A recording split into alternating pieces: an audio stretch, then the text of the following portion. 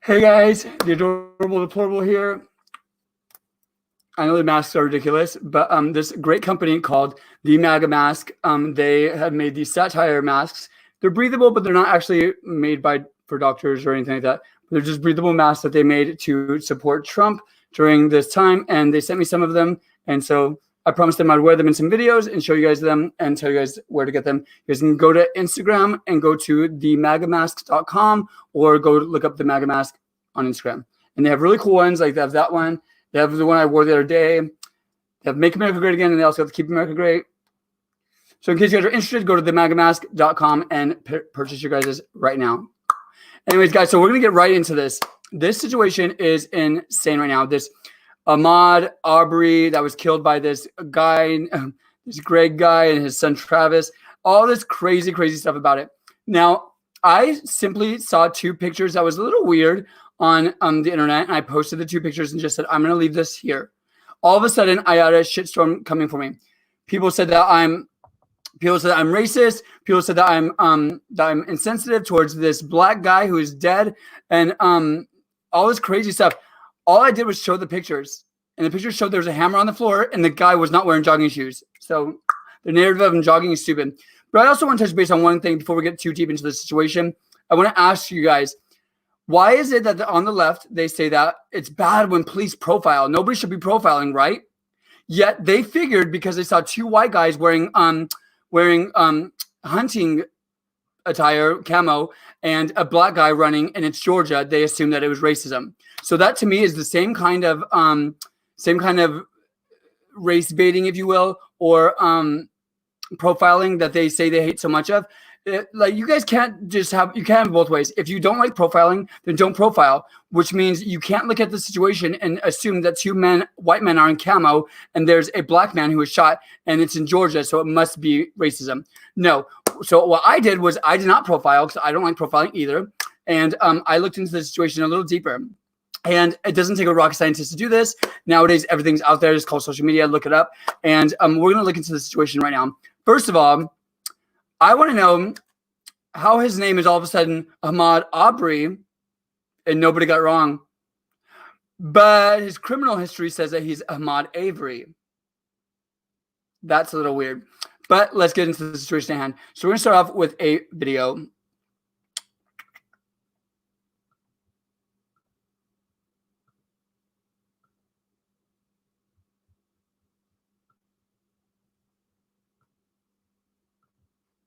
An African-American man being chased down and killed. His family says he was just out jogging. We should warn you, the video is graphic. Here's CBS's Omar Villafranca. This cell phone video captures the final moments of Ahmaud Arbery's life while he was jogging through this Brunswick, Georgia neighborhood in February. Arbery was confronted by Gregory McMichael and his son Travis, who shot Arbery twice with a shotgun before the 25-year-old collapsed and died. Arbery's mother, Wanda Jones, proves that my son was not committing a crime.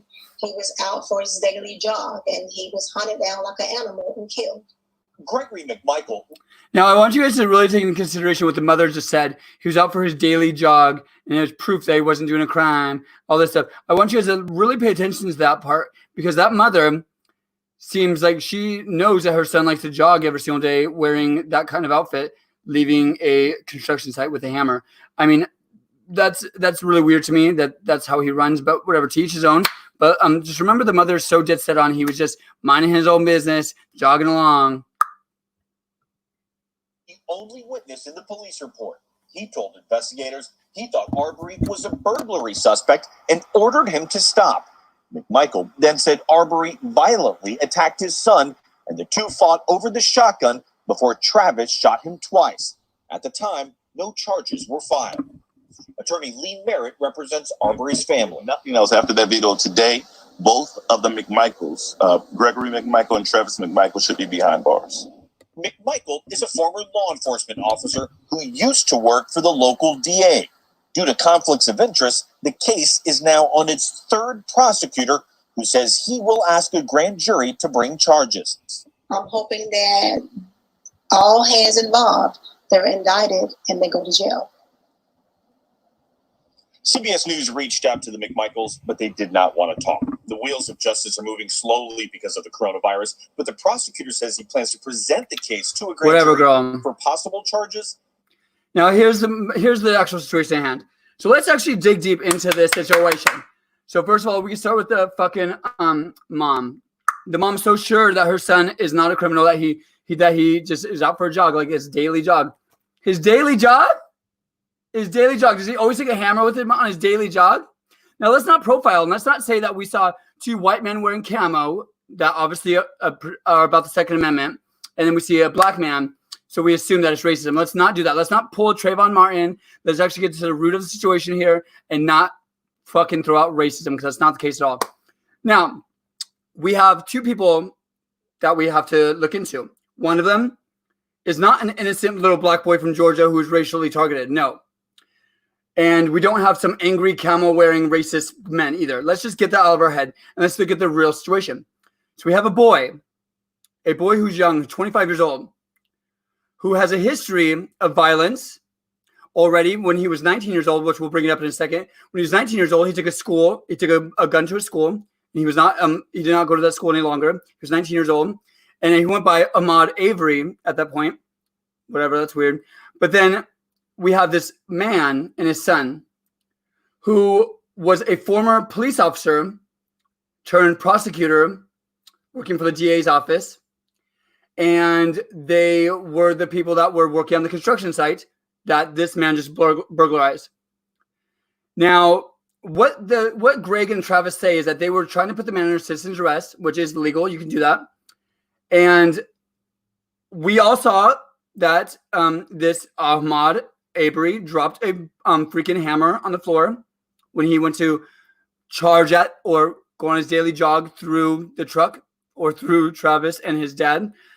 I don't know. That's weird. I mean, jogging normally is on the side of the road, but to each his own. Like I said, not everybody takes a hammer with them jogging, but clearly he does. Whatever. So what I see here is not a tale of racism or Trayvon Martin part 2. I do not see an excuse for the left to go crazy. I see the left trying to twist things into something to go crazy with. What happened here was a boy who had a history of crime, a long history of crime, who just robbed their construction site. Clearly, they knew that because what Greg said to the officer when he was arrested, Travis's dad, the white man, what he said to the officer before we even saw the footage of this black boy inside of that, the construction zone, before we even saw that, we were already told by Greg that he was told that this boy had created a burglary. But we didn't have any burglary on file. There was no burglary, no proof of a burglary until recently when the footage came out of Ahmaud Arbery on the construction site. Now, I don't wear boots to go jogging, but again, I can't judge him. To each his own. Maybe he just likes to jog in boots with a hammer. Maybe he likes to run in the middle of the road when he sees a big white truck. And maybe he doesn't like to say anything to the man who tells him to simply stop. If that white man was racially profiling him, then I think he would have shot him on sight. I don't think he would have said, hey, stop. No, fight with me first, and then let's shoot you. No. If he was inherently racist, if he was that racist, he would have shot him when he was running up to the truck.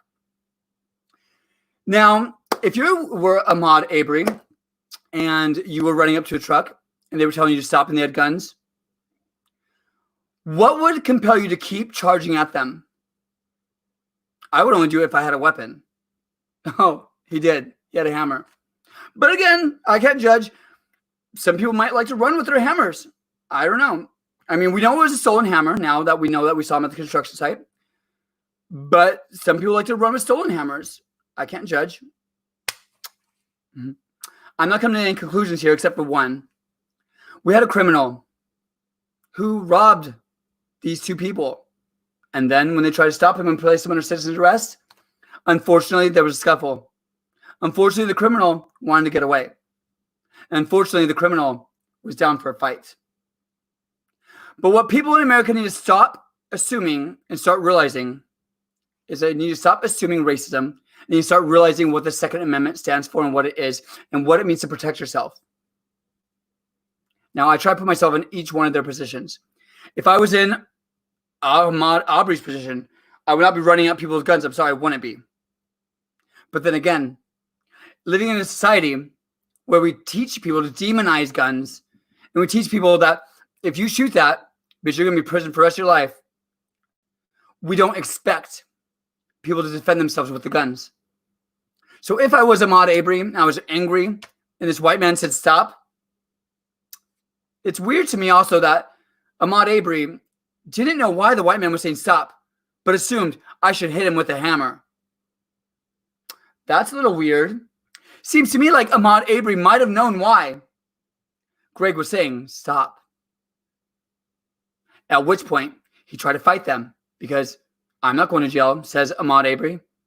Right? Does that seem more logical? Seems more logical to me. Now, I put myself in the dad and the son's position as well. And if I saw somebody who I was trying to place under arrest beating the crap out of my son and I had a gun in my hand, well, you know, I don't think any of them were looking at Ahmaud Arbery's skin color at all. I don't think any of them were wanting this to happen. And I don't think any of them wanted to kill Ahmaud Arbery or Ahmaud Avery, whatever you want to call him. I don't think anybody wanted to kill him. But I do believe Ahmaud Arbery was mad. He didn't really give any choice but to protect themselves. And they weren't holding hammers. Have you ever heard the saying, don't bring a knife to a gunfight? It's very that. But this is not a racial issue. So drop the motherfucking racism and stop profiling. Just because it was in Georgia and just because the two men were in camo doesn't mean it was racism. The left is the ones who say that we hate profiling, so stop fucking doing it. Okay? Okay. And his mom, she's angry. She's hurt. She lost her child. So I'm not going to call her the name I want to call her right now. Yeah, I will. Bitch, you stupid. You are just stupid. His daily run. Bitch, don't be dumb. Like, you know that was not his daily run, bitch. You know damn well that was not your son's daily motherfucking run wearing those work boots and motherfucking hammers and shit. Like, you know that was not your son's daily run. But you guys also know that in this country, you guys can run off of the racism word and try to win big in court. And that's really disgusting and sad. And I think that your family doesn't deserve anything but the respect that you guys deserve to have to grieve. You guys do, like, you are entitled to that. Like, I respect you for that. I won't say anything about that. Like, you have the right to grieve right now and you have the right to be in pain right now. And I'm so sorry for your loss. But you do not have the right to use your skin color against the American people and try to make us believe that this man's racist. Like, I'm sorry. No, I won't do it. And the fact that when you watch a black person use their skin color to their advantage, it's just as bad as a white person using their skin color to their advantage. So here's a little bit of what I call black privilege, which, yes, exists. There's privilege in every single race. There's privilege in every sexuality. There's privilege in every sex. Me as a gay man, I can talk shit to straight men a little bit more than the average man can before they get hit. A woman has a little bit of privilege because she could probably hit a man and get away with it. That's privilege. A white man has privilege because these days we don't really have privilege, bitch. We really don't. Maybe we're not looked at as criminals by the cops if we want to go with that narrative, which it's not true, but let's just give us something. Black people have a little bit of a privilege when it comes to saying it's because I'm black. And if that offends you, that's not my intentions. But it's okay to talk about these things because they're real. So again, this has nothing to do with race. So the fact that anybody's running off of this story and calling it racism is beyond me. Is beyond me. And I won't play any no mind anymore. We have a criminal and somebody who's a former prosecutor and former police officer trying to protect his son and trying to stop the criminal to give him a citizen's arrest. That's a normal thing. Welcome to Earth. Yeah, you could do that. So it's up to the person if they want to fight back or if they want to just take the arrest. And I guess he chose to fight back. And you don't bring a fucking hammer to a fucking gun show. I'm sorry. That's not the way the world works, girl. I'm sorry that you're dead now, but that's the way the cookie crumbled. But all I encourage you guys to do is look into things. Like, for instance, I'm going to show you guys a couple more things. And now they're trying to twist it into more racism. Ready? Now they're trying to twist it into this, which doesn't make any sense to me, actually.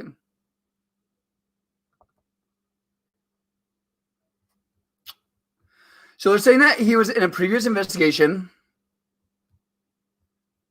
I mean, he kind of was, but you have to remember, this man used to be a cop. So, of course, he was also the prosecutor in this very, very small town in Georgia. Of course, he was involved in the taking the guns to the school incident. That's a huge deal. When Arbery was 19 years old, he took a gun to his school. And so he was this guy who was a former cop and intern prosecutor, of course, had to be involved in that prosecution as well. So the thing is watch right here.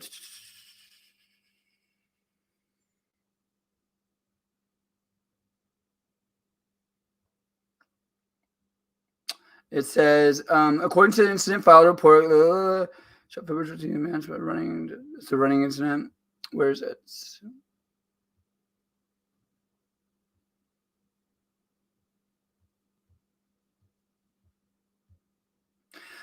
Now, outside prosecutor said examining the case, said he plans to have a grand jury. So they're trying to really convict his family, which is really fucking sad.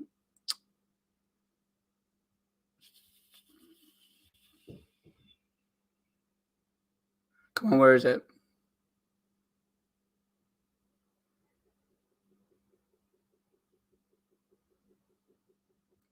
Anyway, so the long story short,